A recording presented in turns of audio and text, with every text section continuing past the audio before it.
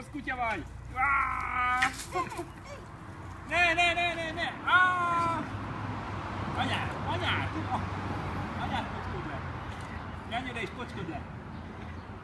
Vigyél a kezedbe vizet! Vigyél vizet, pocskod le! Menjél! Most apát megint, most megint apát. Ne! Marci!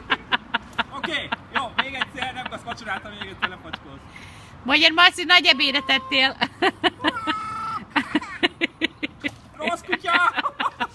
Na jó, elég volt. Jó, lepacsolsz. Te is lepacsolsz.